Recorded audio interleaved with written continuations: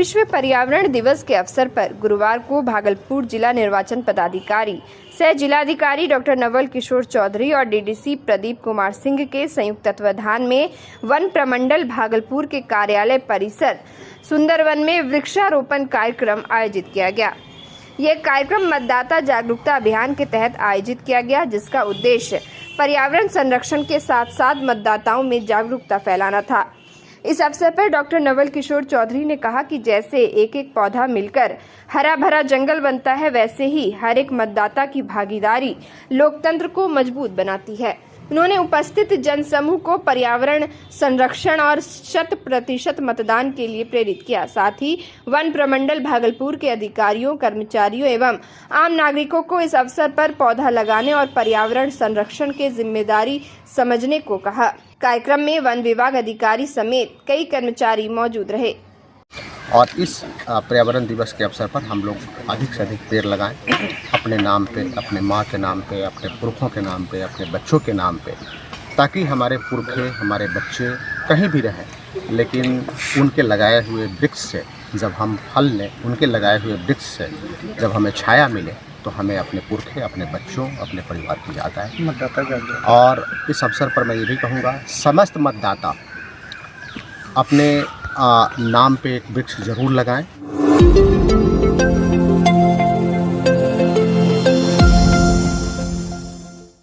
भागलपुर शहर के बबरगंज थाना क्षेत्र स्थित सरयू देवी विद्यालय के सामने स्थित मां तारा स्वीट्स नामक मिठाई की दुकान पर गुरुवार को 2 बाइक सवार बदमाशों ने फायरिंग कर दी। गनीमत रही कि इस घटना में कोई घायल नहीं हुआ। गोली चलने के बाद इलाके में हड़कंप मच गया और व्यापारियों में भय का माहौल बना हुआ है। सूत्रों के अनुसार 2 युवक बाइक पर सवार होकर आए और दुकान के सामने एक राउंड गोली चलाई। गोली चलाने के बाद दोनों बदमाश तेजी से मौके से फरार हो गए। सूचना मिलते ही बबरगंज थाना पुलिस मौके पर पहुंची और जांच शुरू कर दिया। पुलिस ने घटनास्थल से एक खोखा बरामद किया है। साथ ही दुकान से बाहर लगे सीसीटीवी कैमरे की फुटेज भी जब्त कर ली गई है, जिसमें 2 युवक गोली चलाते हुए स्पष्ट रूप से नजर आ रहे हैं। फुटेज में देखा गया कि बाइक सवार युवक दुकान की ओर पिस्तौल तानते हैं और गोली चलाने के बाद तुरंत बाइक मोड़कर फरार हो जाते हैं। दुकान मालिक विष्णु शाह ने बताया कि गोलीबारी के समय उसका भाई दुकान पर बैठा था। 2 युवक अचानक आए और बिना किसी कहासुनी के गोली चलाना शुरू कर दिया। दुकानदार ने कहा कि ना तो उन्हें किसी से कोई दुश्मनी है और ना ही पूर्व में किसी प्रकार की धमकी मिली थी। उन्होंने कहा कि उन्हें समझ नहीं आ रहा कि आखिर बदमाशों ने गोलीबारी क्यों की। घटना के बाद से इलाके में दहशत का माहौल है। इधर पुलिस ने आसपास के लोगों से पूछताछ की है और सीसीटीवी फुटेज के आधार पर बदमाशों की पहचान की कोशिश कर रही है। मालिक के माथे से निकल के गोली निकला है। यहाँ एगो विष्णु है, आंख में भी उसको झटका लगा। कितने लोग हैं? 2 आदमी थे। गोली जो चला कितने लोग? 2 थे। बाइक शायद मोटरसाइकिल से फोटो कैमरा में आ चुके हैं। क्या आने के साथ डायरेक्ट फायर किया हुआ? हाँ, डायरेक्ट फायर करके डायरेक्ट निकलते बन गए। हमला होगा, गोलीबारी? देखिए, भाई बैठा हुआ था दुकान पे, काउंटर पे, रोड पर से गोली चला करके जो है ना बदमाश जो है ना चल दिया है। सीसीटीवी फुटेज भी है? हाँ, पिक्चर में आया है। क्या?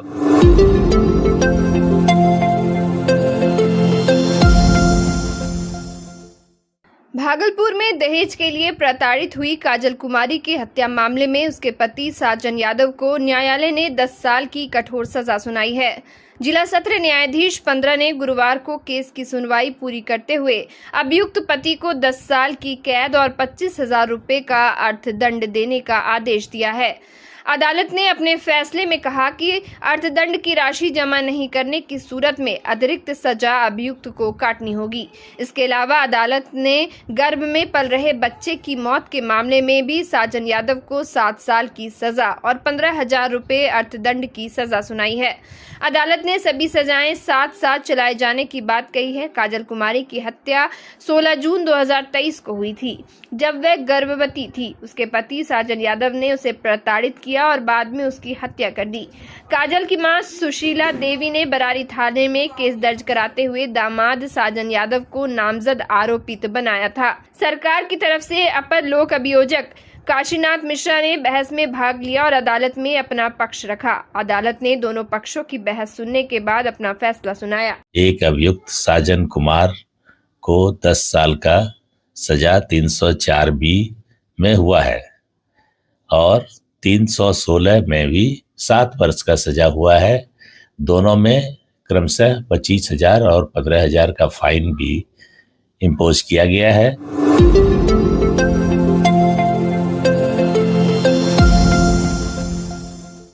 भागलपुर स्मार्ट सिटी में अतिक्रमण हटाने के बदले फुटकर विक्रेताओं का सामान लेकर फरार होने का आरोप अतिक्रमण दस्ता पर लगाया जा रहा है। दरअसल गुरुवार को नगर निगम के द्वारा अतिक्रमण हटाओ अभियान चलाया जा रहा था, जहां तिलका मांझी चौक पर सड़क किनारे फल बेच रहे विक्रेता का लीची और आम लेकर अतिक्रमण दस्ते में तैनात सिपाही लेकर फरार हो गए। मामले को लेकर फल बेच रही एक महिला ने आरोप लगाया कि अतिक्रमण हटाने के लिए तिलका मांझी चौक पर अतिक्रमण पेट की टीम आई थी। उसी वक्त वे लोग फल की टोकरी ढककर किसी काम के लिए चले गए थे। मौजूदगी नहीं देखते हुए नगर निगम से आई टीम बिना बताए फल लेकर चली गई। फल विक्रेता पुष्पा देवी ने बताया कि वह लोग नौगछिया से फल लेकर यहां खुदरा बिक्री करती है, जबकि अतिक्रमण दस्ता उनके लगभग 600 पीस लीची 25 किलो आम लेकर चली गई। वहीं दूसरे फल विक्रेता का भी 40 किलो आम लेकर अतिक्रमण दस्ता लेकर चले गए, जिसको लेकर पीड़ित फल विक्रेता नगर निगम कार्यालय पहुंचे और अपने फल को वापस करने की गुहार लगाई।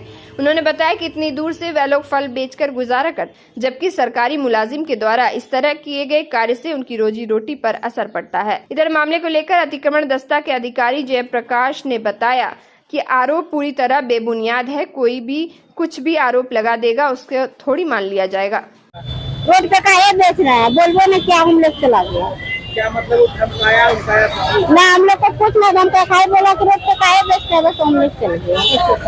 आम लेके गो करो कितना? 30 किलो। बोलते हम ना चलिए बेटा, हम ना चलिए तो आम लेके चलो बोलो। हाँ, कितना कीमत होता है हमारा? 40 का किलो खरीद लो अच्छे बेटा। 40 का किलो खरीद लो। नगर लेके चलो। मनाने कर रहे हो? हम ना चलिए बाबू, हम ना चलिए। यहाँ किस लिए आए हैं? मांगने के लिए। क्या मांग रहे हैं? लीची। कौन लेके कहाँ से उठा के उठाया? तिलका मनीष। कौन था? झाँक के रखे थे। अच्छा। हम बेचते हैं न तो खाने के लिए। इधर सामने देखिए पटरिए उठा के भाग गया। कौन उठाया? वो था जैसे कि हाँ, चिटफोटरा कपड़ा जो पहनल था। अच्छा। लाठी लेके। क्या कुछ बोलाना है? हमको डर से कुछ नहीं बोले। हम कहते कि चलत रहो वहाँ बता। हम आते थे घर से आते तो लेके भागिए गया।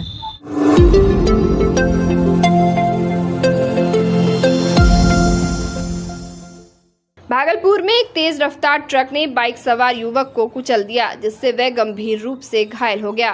घटना की सूचना मिलते ही मौके पर पहुंची पुलिस ने घायल को सुल्तानगंज रेफरल अस्पताल में भर्ती कराया, जहां प्राथमिक उपचार के बाद डॉक्टरों ने उसे भागलपुर के मायगंज अस्पताल रेफर कर दिया। इलाज के दौरान शुक्रवार को युवक की मौत हो गई। मृतक की पहचान शाकुर निवासी मोहम्मद आजाद के पुत्र सोहिल के रूप में हुई है। वह कपड़े की फेरी कर परिवार का भरण पोषण करता था। गुरुवार को वह अपने चचेरे भाई से मिलने सुल्तानगंज जा रहा था। जाने से पहले उसने अपने पिता से बात की थी। पिता ने गर्मी और दोपहर का समय देखते हुए मना किया था, लेकिन वह नहीं माना और चुपचाप बाइक लेकर सुल्तानगंज से निकल गया। अकबरनगर पेट्रोल पंप के समीप तेज रफ्तार ट्रक ने पीछे से उसकी बाइक में टक्कर मार दी, जिससे वह गंभीर रूप से घायल हो गया। इलाज के दौरान उसकी मौत हो गई। पिता मोहम्मद आजाद ने बताया कि वह अपने चचेरे भाई से मिलने जा रहा था। इधर पुलिस ने फर्द बयान के आधार पर अज्ञात ट्रक के खिलाफ मामला दर्ज कर पहचान करने की प्रक्रिया शुरू कर दी है। सुल्तानगंज जा रहा था, 2 बजे घर से निकला था। उसके बाद में मुझे खबर मिला है 3 बजे कि ऐसे प्रशासन फोन करा, ऐसे तुम्हारा लड़का का एक्सीडेंट हो गया। किस लिए जा रहा था? ये जा रहा था सुल्तानगंज, चचा लड़के से किसी भेंट करने के लिए। पीछे से गाड़ी वाला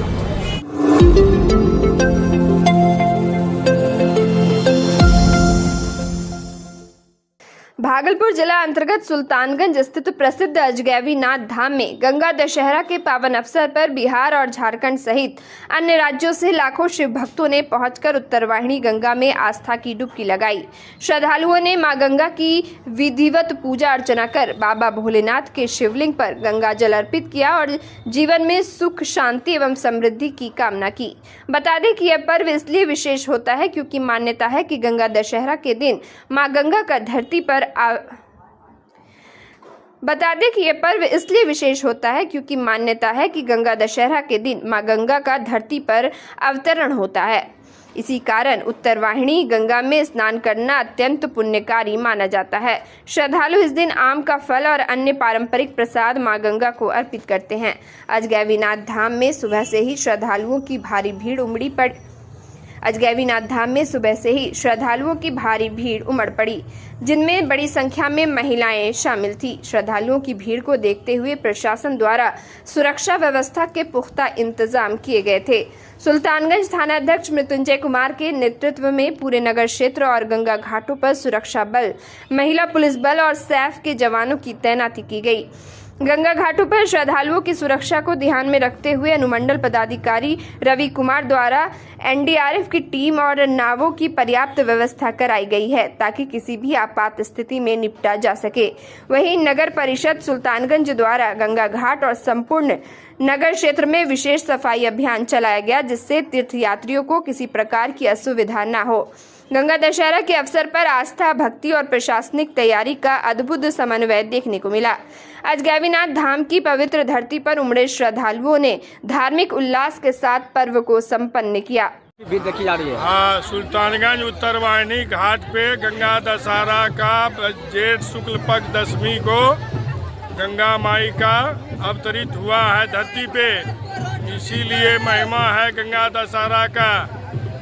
इसमें पूजा पाठ, घर द्वार का सुख शांति के लिए, बाल बच्चा के लिए, मनोकामना के लिए आदमी दूसरे राज्य से भी झारखंड से आते हैं लोग गंगा स्नान करने, मुंडन करने।